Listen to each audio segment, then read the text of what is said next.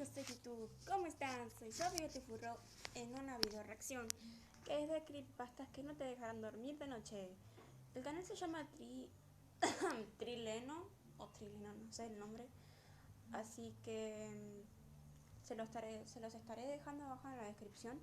Y wow, ha pasado desde hace 2 meses que no subo video reacción. ¿Por qué no subí reacción? Bueno, estoy ocupada, inactiva de YouTube, así que trataré de subir contenido de vez en cuando tenga tiempo, así no doy tanto apuro en la situación de los videos. Y bueno, en fin, comencemos con el video y espero que les guste. Ay, Dios. Estos son 6 creepypastas que no te dejarán dormir. Advertencia de la canción.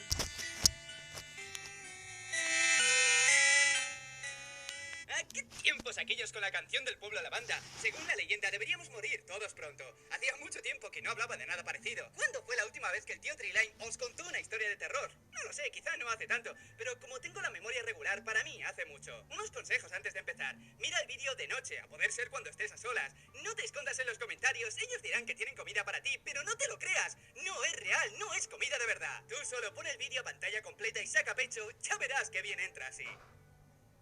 Número 6. The Grifter. Empecemos por algo que circulaba por los foros de 4chan hace unos cuantos años. De vez en cuando aún se puede seguir viendo, pero debido a la fama del vídeo, enseguida se reporta y se elimina. Ocurrió en la sección X. Por si alguien no entiende lo que significa, se debe a que el foro se divide en muchísimas temáticas y se ha cogido la costumbre de llamar a las secciones más populares por su extensión en la barra de dirección. Por eso dicen la sección P de 4chan y no lo llaman random, que es el nombre que tiene en realidad.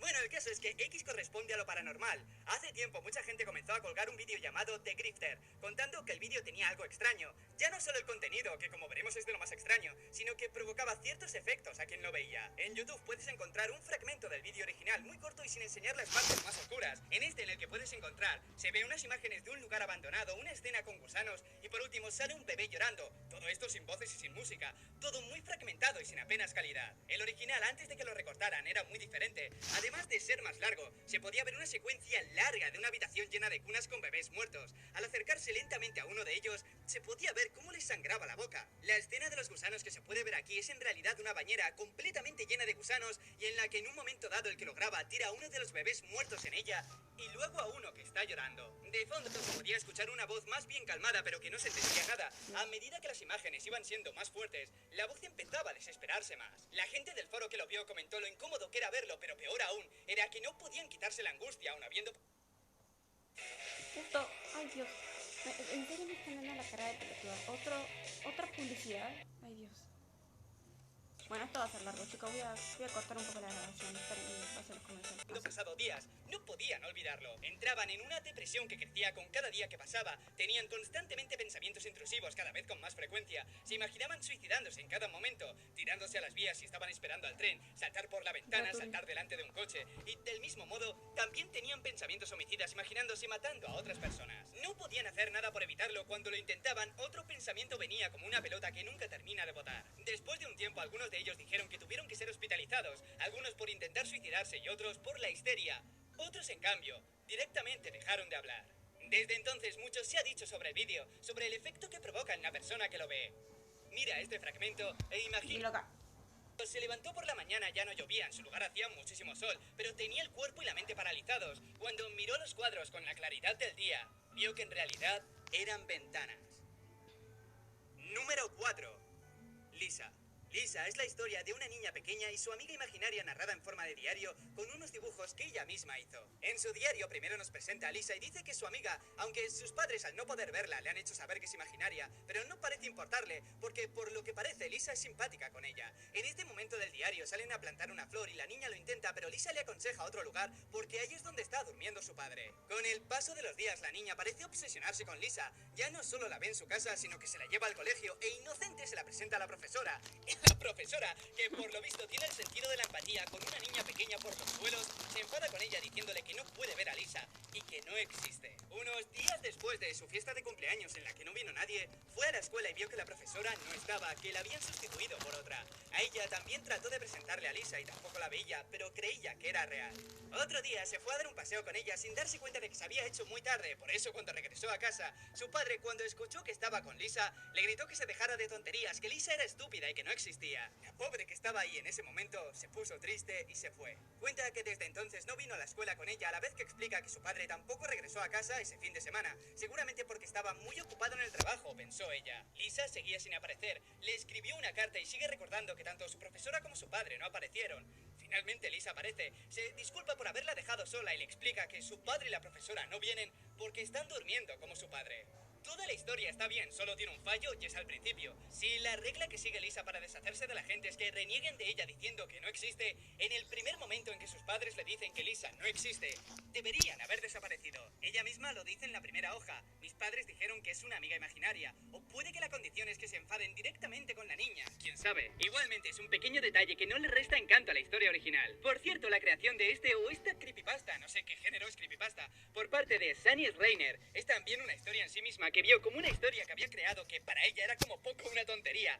Internet lo volvía no solo viral, sino real. Tanto les llegó a impactar que cuenta cómo le escribían personalmente para preguntarle si la historia había ocurrido de verdad, si le había pasado a ella. Gente que directamente no se lo cuestionaba si era o no real y le enviaban su apoyo por lo que había pasado. E incluso le llegaron proposiciones para hacer una película. Wow. Número 3. Realidades. Sobre el año 2010, un vigilante de seguridad de Nueva York llamado Stockton contó en un programa de radio lo que le ocurrió hacía unos meses. Explicó que durante el turno de noche vigilando una de las dos fábricas en las que suele estar, notó como una mujer estaba justo detrás de él, a lo lejos, como si lo hubiera estado persiguiendo durante horas sin haberse dado cuenta. Era una mujer bastante normal, el único detalle que pudo resaltar era que tenía una piel muy blanca, tanto como para notarlo a lo lejos en la oscuridad. Lógicamente él empezó a acercarse para echarla, pero mientras iba, ella comenzó a irse mientras contaba hacia atrás empezando por el 10. 10, 9, 8. Es lo que pudo escuchar antes de perderla de vista. Esa misma situación se repitió más días, con la diferencia de que retomaba el conteo por donde lo dejó. Es decir, al segundo día empezó por el 7, mientras contaba hacia atrás empezando por el 10. 10, 9, 8. Es lo que pudo escuchar antes de perderla de vista. Esa misma situación se repitió más días, con la diferencia de que retomaba el conteo por donde lo dejó. Es decir, al segundo día empezó por el 7, al tercero empezó por el 4 y al cuarto solo pudo escuchar que dijo 1. Después de aquello no la vio más en el trabajo. Sería un alivio de no haber sido porque comenzó a perseguirla en su día a día. Una semana después de aquello estaba durmiendo con su novia cuando en mitad de la noche escuchó cómo llamaban a la puerta a golpes sin usar el timbre. Era muy ruidoso, pero su novia no llegó a despertarse. Recuerda entonces que se le paralizó el pensamiento al ver a la misma mujer delante de su puerta contando de nuevo desde 10. La cerró de golpe y fue corriendo a la habitación con cierto aire de irrealidad, pensando que ver a su novia era lo único que podía tranquilizarle, pero no fue así. Cuando entró en la habitación su novia había desaparecido y la mujer estaba en un rincón y seguía contando. Pero en esta ocasión no se detuvo en el 1, sino que llegó al 0 y no paraba de repetirlo. No entendían nada, pero tenía claro que tenía que llamar a la policía. Les esperó paciente en la puerta y cuando entraron la mujer había desaparecido, pero la imagen no era tranquilizadora. Su novia estaba tendida en la cama, muerta. Destrozado, no supo qué hacer. La mujer había desaparecido, pero aquello le arruinó la vida. En este punto de la historia, el entrevistador le miró extrañado y dijo: disculpa que te interrumpa, ¿sabes dónde estás ahora? No parecía entenderlo, sabía que estaba en un programa de radio nocturno, así que le dijo eso. El entrevistador le corrigió: no estamos en la radio, estás en la cárcel por matar a una chica. Nadie te perseguía, eras tú quien perseguía a la chica. La mataste en su casa y no era tu novia. Los dos se quedaron callados bastante tiempo, hasta que el entrevistador comenzó a contar. Número 2. Annie96 está escribiendo. Annie y Dave, dos antiguos amigos de la infancia, estaban chateando durante una de las noches de enero. Durante la conversación, Annie le dijo que podía escuchar cómo alguien estaba caminando cerca de su casa, por el jardín. Supuso que tenía que ser él, Dave, ya que era el único que sabía que estaba sola en casa e imaginó que trataba de asustarla, por eso le dijo que parara. Además, en un momento ella parece reconocer la cara de Dave y le pregunta por qué se parece tanto a él si no es él, no lo entendía. Al rato esa persona se metió en la casa y ella, desesperada, no sabía lo que hacer. Dave le dijo que se escondiera en alguna parte y llamara a la policía cuanto antes. Comenzó a decirle que todo estaba bien, que no tenía que preocuparse de nada, que ahora ya no tenía miedo, que ya había pasado todo. Siguieron hablando un poco sobre lo que había pasado y todo parecía estar bien, pero Dave le preguntó una cosa: ¿cómo puedo saber que eres tú? En ese momento lo único que pudo ver es que Annie estaba escribiendo y al momento se desconectó. Número 1. Niños malos. Esta historia la cuenta un hombre que recuerda un programa de televisión de cuando era pequeño, cuando tenía 7 años más o menos. Era un show infantil de poco menos de 30 minutos, pero pese a estar dirigido a los niños, contenían muchas imágenes siniestras e inapropiadas. El hombre pensó que al estar en una zona de guerra como es el Líbano, creyó que lo estaban utilizando para asustar a los niños, mantenerlos en casa y en último término para que se comportaran bien. El programa en sí era una especie de recital de un hombre que listaba todas las cosas que hacen los niños malos, como los niños malos se quedan despiertos hasta tarde, los niños malos roban comida de la nevera por la noche, o los niños malos no obedecen a sus padres. Una vez dicho eso, el programa terminaba con una secuencia final que era aún más extraña. Podía verse la imagen de una puerta vieja y oxidada, y la cámara iba haciendo zoom poco a poco. A medida que se iba acercando, podían escucharse gritos de fondo, cada vez más fuertes y más agónicos, hasta que aparecía un mensaje que decía: aquí es donde van los niños malos. Tiempo después, ya con 22 años, el hombre se hizo reportero gráfico. Aún sin poder olvidar el show, decidió investigar un poco para conocer el estudio que grabó todo eso. Le llevó más tiempo del que pensaba, pero finalmente encontró el lugar. Hacía mucho tiempo que la habían abandonado, las ventanas estaban rotas, las paredes destrozadas, los muebles quemados y todo cubierto de polvo. Mientras hacía fotos de todo eso, encontró una puerta un poco separada del estudio. Estaba cerrada, pero gracias al paso de los años lo tuvo muy fácil para forzarla. Pero nada más abrirla, se arrepintió. Le vino un olor tan desagradable que le costaba mirar dentro de la habitación. Era muy pequeña, completamente cerrada, sin ventanas y sin muebles. En el suelo había restos de huesos, las paredes estaban arañadas y las manchas negras que había por todas partes. Supo que tenía que ser sangre. Sin embargo, lo que le paralizó durante minutos fue que en el centro de la habitación, colgando del techo, había un micrófono.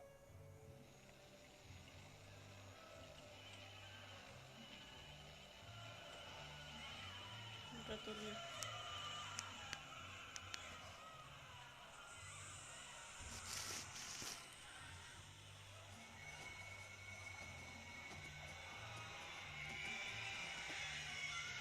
Si veo que el vídeo os ha gustado y le habéis dado a F5, haré otra parte. Hasta entonces, mira este otro vídeo para que se te pase el mal cuerpo. Y Sí, nada por más, favor. familia, suscríbete, dale a like si te ha gustado, un besazo y hasta pronto.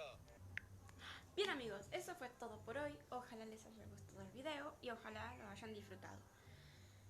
Bueno, nada más. Con esto me despido. Soy Sofi Gatifurro y este fue un video más de los videos reacciones.